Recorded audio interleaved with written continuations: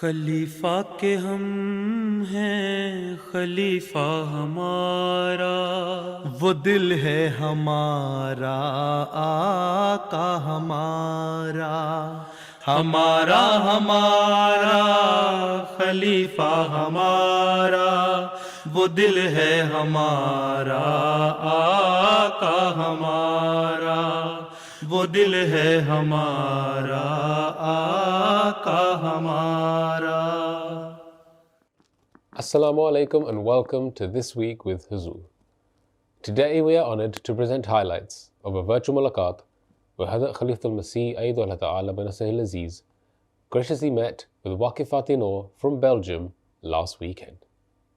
السلام علیکم ورحمۃ اللہ۔ وعلیکم السلام ورحمۃ اللہ وبرکاتہ۔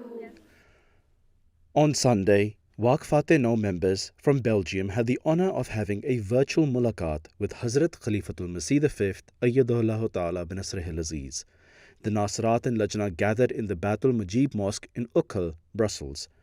The mulaqat began with tilawat, hadith and nazm and was followed by an opportunity for the Waqf Fateh Noor members to ask questions on a range of issues. پیارے حضور، دعا ہے کہ جنگ نہ ہو، لیکن خدا نخواستہ اگر جنگ ہو جاتی ہے تو جنگ کے بعد ہمیں کون سی فصل اگانی چاہیے؟ جنگ کے بعد جو حکومت میں کہے گی نا یہ فصلیں اگاؤ، وہی جو ہر علاقے میں ہر ملک میں وہاں کے مخصوص حالات کے مطابق فصلیں اگائی جاتی ہیں۔ ہر فصل ہر جگہ تو نہیں ہو سکتی۔ یورپ میں سردیاں ہوتی ہیں، یہاں چاول نہیں کاشت ہو سکتا، اور بعض فصلیں ایسی ہیں جو گرم علاقوں میں نہیں ہو سکتی۔ تو ہر علاقے میں ان کے حالات کے مطابق فصلیں اگائی جاتی ہیں۔ جو بھی اسٹیپل فوڈ ہے اس کو اگانے کی کوشش کریں گے، وہی لگاؤ گے، جنگ کے بعد ہو یا جنگ سے پہلے۔ جو لوگ وہاں کھاتے ہیں، جو ان کی اسٹیپل فوڈ ہے، وہی کھانا جو ہے روزمرہ کا، اسی کو انہوں نے کھانا ہے، اس لیے وہی اگائیں گے۔ اور اس کے لیے اگر حکومت قائم ہے تو حکومت خود ہی رہنمائی کر دے گی کہ کیا اگائیں، اور ذمہ داروں کو خود ہی پتہ ہوتا ہے۔ بعض دفعہ حکومت پالیسیاں نہیں بناتی تو ذمہ دار خود اپنے حالات کے مطابق فصلیں اگانی شروع کر دیتے ہیں۔ جنگ عظیم دوم کے بعد رشیا میں بڑی تباہی ہوئی تھی تو روس کے ذمہ دار خود اپنی اپنی فصلیں لگاتے تھے، اور پھر وہ شہر میں لے آتے تھے فصلیں۔ شہر والوں کو کھانے کو کچھ نہیں ملتا تھا تو وہ شہر کی بنی ہوئی چیزیں بارٹر کے طور پر، وہاں کرنسی نہیں پھر کام آتی تھی، بارٹر ہوتا تھا، ایکسچینج۔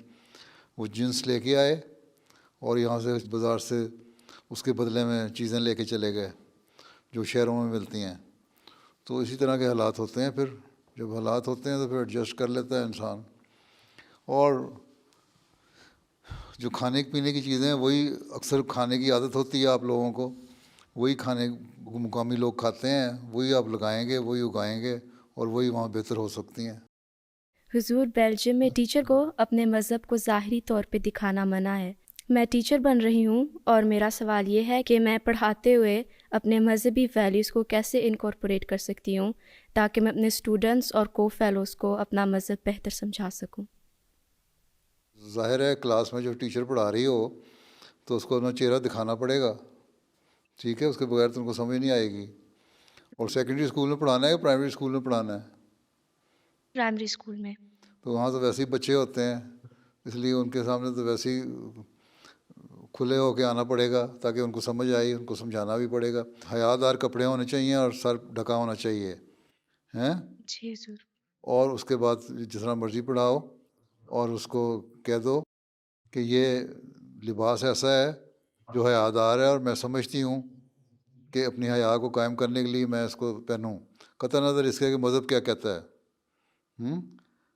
اور مذہب مجھے میرا سکھاتا ہے، وہ یہی سکھاتا ہے کہ حیا دار رہو، اور یہ آج کا مذہب نہیں ہے، یہ تو ہمیشہ سے ہر مذہب کی تعلیم یہی ہے کہ حیا جو ہے وہ قائم رکھو۔ حضرت موسیٰ جب گئے تھے ہجرت کر کے اپنے علاقے سے مدین میں، تو وہاں جب وہ دو لڑکیاں کھڑی تھیں، وہ حیا کی وجہ سے مردوں میں نہیں جا رہی تھی نا پانی پلانے کے لیے اپنے جانوروں کو، ٹھیک ہے، ان میں حیا تھی، اور انہوں نے کہا ہم جب تک یہ مرد نہ ہٹیں ہم پانی نہیں پلا سکتی، ہم ان میں مکس نہیں ہو سکتی۔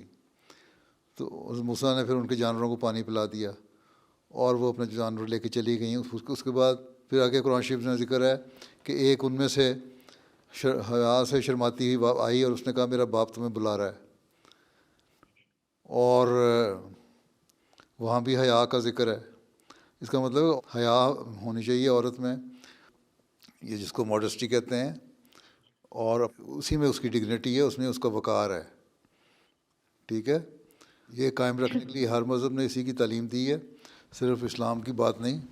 اور اسی کو قائم کرنے کے لیے تم لوگ کہتے ہو عیسائی ہو، تو عیسائیوں میں حضرت مریم نہیں لباس پہنتی تھیں حیادار، یا جن کو تم کہتے ہو ننے ہیں ہماری خاص تعلیم دینے کے لیے، وہ بھی حیادار پہنتی ہیں۔ اس کا مطلب ہے کہ ایک تصور ہے تمہارے حیا کا کہ نیک عورت جو ہے وہ حیا میں رہے اور حیادار لباس پہنے، اور یہ میرا حیادار لباس ہے جس کی وجہ سے میں پہنتی ہوں، اور یہی میری تعلیم ہے، یہ میرا مذہب ہے، میرا مذہب بھی ہے اور میری اپنی پسند بھی ہے، کیونکہ میں نے جب مذہب کو قبول کیا ہے تو پھر مجھے ضروری ہے کہ میں اس کے تعلیم پہ عمل بھی کرنے کی کوشش کروں۔ یا تو میں مذہب نہ مانوں، ٹھیک ہے، اللہ تعالیٰ کہتا ہے کہ کوئی جبر نہیں ہے تو میں مذہب ضرور مانو، مسلمان ہو، اور اگر تم نے مان لیا، اسلام مان لیا، تو پھر اسلام کی تعلیم پہ بھی عمل کرنا ہوگا۔ اس میں کسی کمپلیکس کی ضرورت ہی کوئی نہیں ہے، کھل کے بات کرو، اور ہمیشہ ان کی مثالوں سے بھی ان کی مثال دیا کرو، تمام نبیوں سے۔ موسیٰ سے لے کے نیچے آؤ نا، کہتے ہیں ابراہیم کو مذہب ہے ہمارا، یہودیوں کو بڑا فخر ہے کہ جی ہم سب سے پہلے موسیٰ کا مذہب چلا تھا ابراہیم میں سے، تو اس لیے ہماری سپریمیسی قائم ہے زیادہ۔ اس کے بعد عیسائی اور مسلمان آتے ہیں، تو ٹھیک ہے، تو پھر عمل بھی کریں۔ تو ہم تو اپنے مذہب پہ عمل کرنے والے ہیں، ٹھیک ہے، کوئی کمپلیکس نہیں ہے، جرأت پیدا کرو اور کھل کے بتایا کرو۔ ہاں اگر تمہارے عمل وہ نہیں ہے جو تمہارا مذہب کہتا ہے تو پھر تمہیں شرم آنی چاہیے۔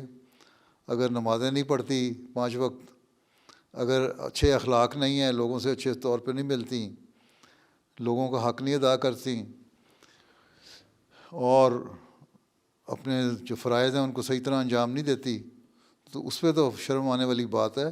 مذہب کے اظہار پہ تو شرم آنا نہیں چاہیے۔ اگر اچھی ٹیچر ہو، بچے خوش ہیں، اچھے اخلاق ہیں، تمہارے فیلو اسٹاف ممبر تمہارے سے خوش ہیں، تو پھر کوئی مسئلہ ہی کوئی نہیں، ٹھیک۔ جزاک اللہ حضور۔ میرا سوال یہ ہے کہ بعض اوقات انسان کو کسی دوسرے انسان سے بہت سخت تکلیف پہنچتی ہے اور اس کو اسے معاف کرنے میں مشکل محسوس ہوتی ہے، اس صورت میں ہمیں کیا کرنا چاہیے؟ آدمی